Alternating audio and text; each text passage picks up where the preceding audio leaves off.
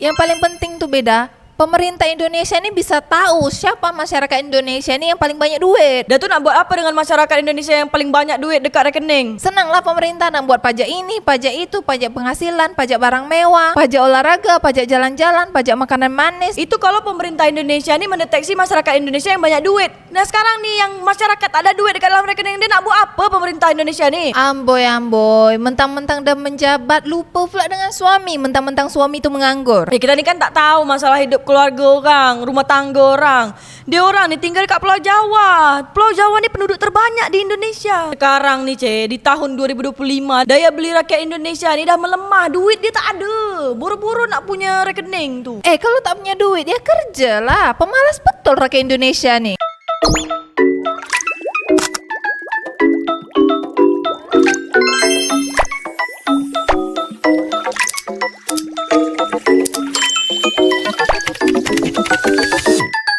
Pemerintah Indonesia akan luncurkan payment ID untuk pantau seluruh keuangan warga negara Indonesia. Nah ini yang bagus, yang ditunggu-tunggu sama masyarakat Indonesia di dunia nyata. Bagusnya apa sampai rekening masyarakat Indonesia pun nak dipantau sama pemerintah Indonesia. Jadi pemerintah ini bisa tahu siapa yang ada duit, siapa yang tak ada duit, siapa yang tak ada rekening. Terus pemerintah Indonesia ni nak buat apa dengan rakyat Indonesia yang tak ada duit dekat dalam rekening dia? Yang paling penting tuh pemerintah Indonesia ini bisa tahu siapa masyarakat Indonesia ini yang paling banyak duit. Dia tuh nak buat apa dengan masyarakat Indonesia yang paling banyak duit dekat rekening? Senanglah pemerintah nak buat pajak ini, pajak itu, pajak penghasilan, pajak barang mewah, pajak olahraga, pajak jalan-jalan, pajak makanan manis. Itu kalau pemerintah Indonesia ni mendeteksi masyarakat Indonesia yang banyak duit. Nah sekarang nih yang masyarakat ada duit dekat dalam rekening, dia nak buat apa pemerintah Indonesia ni? Ya ndak tahu, kok tanya saya? Habis tadi kau sibuk rakyat Indonesia ni yang rekeningnya banyak duit, nanti pemerintah nak kontrol nak buat apa. Terus rakyat Indonesia yang tak ada duit dekat rekening dia ni macam mana?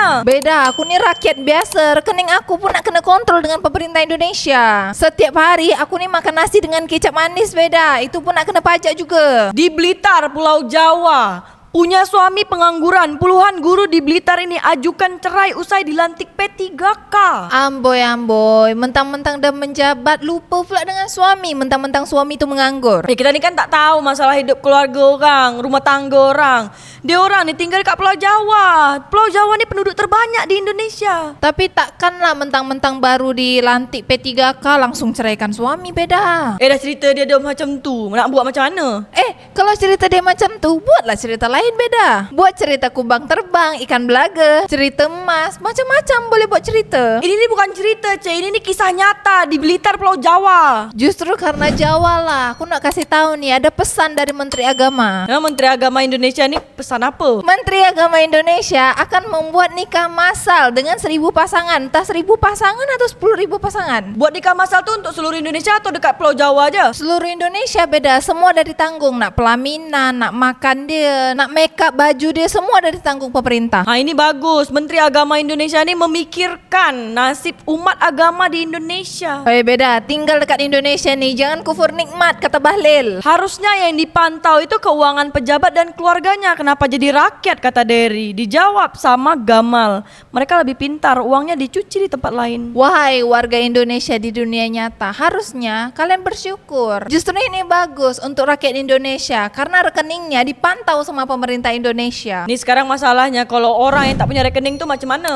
Nak dipantau apa? Lah, dia ni tak punya rekening, beda. Sampai tahun 2025 pun tak ada rekening. Di tahun 2025 ni masih banyak masyarakat tu yang tak nabung dekat rekening, Dia tak buka ATM. Dia masih taruh duit tu dekat bawah bantal, dekat celengan, tabung dekat kaleng susu. Kalau gitu susah lah pemerintah Indonesia nak deteksi duit dia ada berapa. Ya sekarang pemerintah Indonesia kalau dah tahu duit dia ada berapa pun nak buat apa pemerintah Indonesia tu? Lah kan bisa dapat bantuan sosial, beda kalau tak ada duit. Nanti tak tepat sasaran. Macam yang dah sudah tu dibuat jadi judol lah, narkoba lah. Makanya warga Indonesia itu harus punya rekening masing-masing. Buka rekeningnya. Jadi kita bisa tahu duit rakyat Indonesia ini ada berapa. Buka-bukaan aja. Tapi sekarang nih di tahun 2025 daya beli rakyat Indonesia ni dah melemah. Duit dia tak ada. Buru-buru nak punya rekening tuh. Kalau tak punya duit ya kerja lah. Pemalas betul rakyat Indonesia nih. Sekarang nih bukan masalah tak ada kerja, kerjaan dia tak ada. 1 juta sarjana berpendidikan tinggi di Indonesia nih menganggur, Itu dapat sorotan dari seluruh media-media internasional. Ya baguslah media-media nasional, internasional menyorot. 1 juta pengangguran sarjana berpendidikan itu suatu prestasi di dalam negara kita ini, Beda. Kau cari dalam satu dunia nih, Beda, negara mana yang punya 1 juta sarjana berpendidikan tapi menganggur semua? Tapi itu tuh bukan prestasi, itu masalah besar. Di dalam dunia ini, Beda, kau tengok tuh negara Cina. Negaranya besar, penduduknya banyak, negaranya lebih maju. Pengangguran di orang tuh lebih banyak sarjana pendidikannya. Tapi kan 1 juta sarjana berpendidikan di Indonesia yang menganggur nih, nak bekerja apa di Indonesia nih, Kerja di Malaysia, kerja di Jepang, kerja di Korea, Beda. Kuasai negara-negara maju itu. Jadi kedepannya macam Jepang, Korea, Cina, semuanya itu bisa dikuasai sama orang Indonesia. Dikuasai dia ini dalam bentuk apa, Ya awalnya jadi kuli-kuli dulu di negara orang. Dia akan datang, anak cucu mereka bisa menguasai negara tersebut, keturunan Indonesia. Tak masuk akal, pendapat engkau nih. Bagus makan masen di Indonesia. Di Indonesia nih minuman manis dah kena pajak. Kau tengok naturalisasi pesepak bola timnas di Indonesia ini. Ambil pemain dari luar negara. Nah ini akan terjadi nanti, pemimpin-pemimpin negara maju itu akan dikuasai sama rakyat Indonesia. Tapi kan nanti jadi kuli dulu, dari negara orang. Ya makanya jadi kuli-kuli dulu. Kau nak langsung jadi bos, jadi CEO di negara orang, kau harus jadi kuli dulu di negara orang. Nak jadi kuli dekat negara orang pun perlu modal yang banyak, ratusan juta masuk ke negara orang. Visa. Ya mau nggak mau, Beda. Kau mau jadi kuli pun di negara orang harus menghabiskan puluhan juta, bahkan sampai ratusan juta.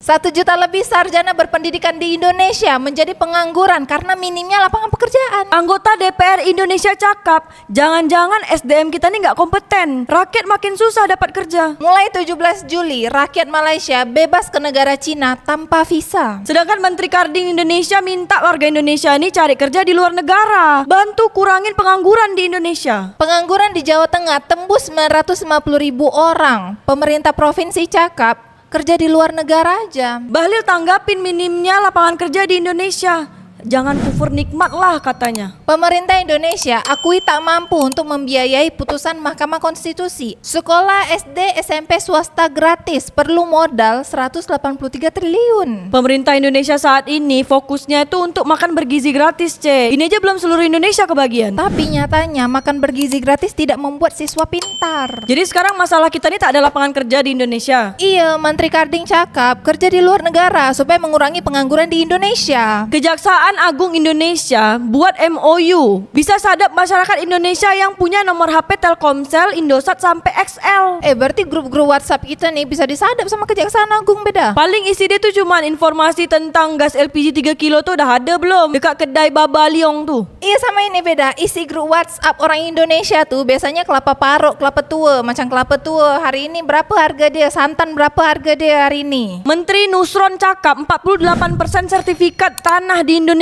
nih, 48% lahan bersertifikat di Indonesia dikuasai 60 keluarga, sekitar 26,83 juta hektar atau 48% dari total lahan bersertifikat atas nama perseroan terbatas. Ada 60 keluarga, Beda, yang menguasai 48% tanah di Indonesia. Terus Lenaga Indonesia udah masuk ke belum? Menteri Nusron Indonesia pun cakap juga kalau ada lahan yang selama 2 tahun itu tidak digunakan, itu akan diambil alih sama negara. Berarti kalau tanah warisan orang tuh udah tak digunakan lebih-lebih berpuluh tahun tuh, itu bisa diambil negara, Beda. Nah ini yang menjadi polemik dan isu gonjang-ganjing di dunia nyata. Ya sekarang kan kalau tanah warisan dia bisa berpuluh-puluh tahun tidak digunakan. Itu kan jadi lahan tidur. Terus kenapa pula negara mau ambil? Itu kan punya orang. Makanya kita harus tunggu perkembangan tentang kebijakan pemerintah Indonesia ini. Malaysia tuh, Beda, rakyatnya boleh bebas ke negara Cina tanpa visa sekarang nih mulai 17 Juli.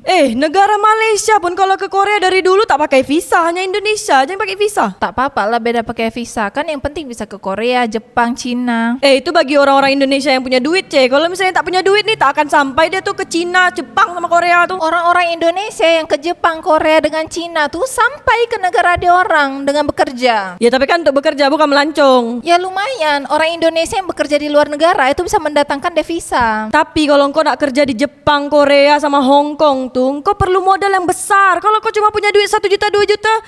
Jangan harap lah kau nak sampai ke Korea sama Cina. Jangan-jangan nanti kau ditipu pergi ke Kamboja. Itulah beda. Orang Indonesia ini sering diiming-imingi kerja di luar negara, gajinya tinggi, segala macam makan, segala macam diatur. Tapi ujung-ujungnya malah ditipu, disuruh pergi ke Kamboja. Ya itu masalahnya, pemerintah Indonesia ini belum mampu untuk menciptakan lapangan kerja di negaranya sendiri.